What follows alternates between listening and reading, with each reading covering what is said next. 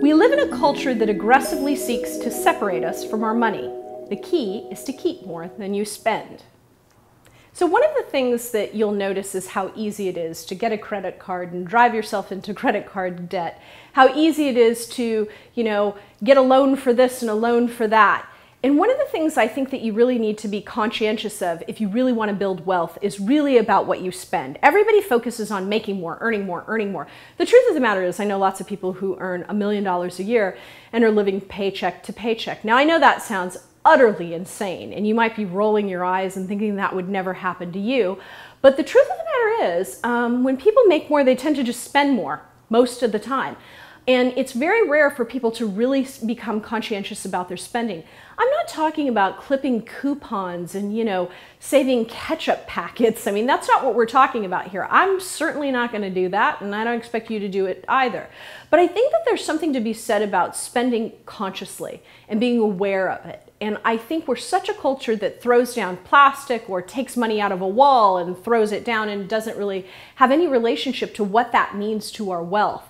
And so when you're thinking about spending all of those things you've heard a million times, walk away from something for 24 hours and determine, do I really need that? Do I really want that? Does my kid play with every single toy that we have? I was not one that bought my kids a ton of toys during the year. We bought them almost none. We bought them toys during Christmas and birthdays and occasionally throughout the year. And largely because, quite frankly, they wouldn't have even played with them or didn't need them. And the amount of waste that goes on and the way it eats into your future growth and wealth is enormous. Kids are expensive people. I've got two, and I always joke like I would be way richer if I had none, but I love them and I'm glad I've kept them. Having said that, I think that you really need to think about all the ways in which you might spend excessively, and we all do it differently. Some of us do it by not going out to lunch more than we need to, or we've got a little shoe habit, or whatever it is that's just excessive, and be more conscious because really, honestly, that's where your wealth is going to happen.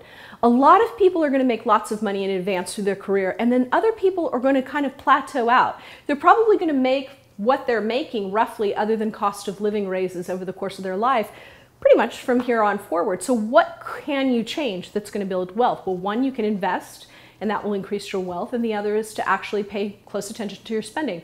So I really want to challenge you for the next week. I know this is so boring, isn't it? It's like yawn, yawn, yawn, boring. But I want you to try it.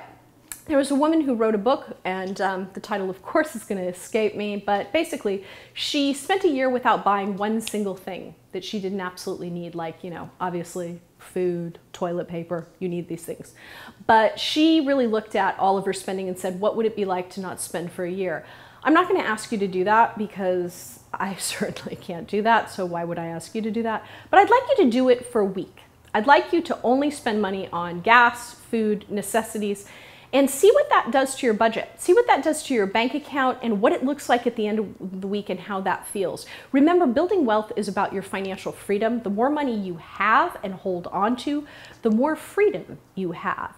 I don't want you to be held hostage by debt. I want you to be free to move about and do what you want. So I want you to take this next week to challenge yourself not to spend a dime. Shoot us an email and let us know how that goes.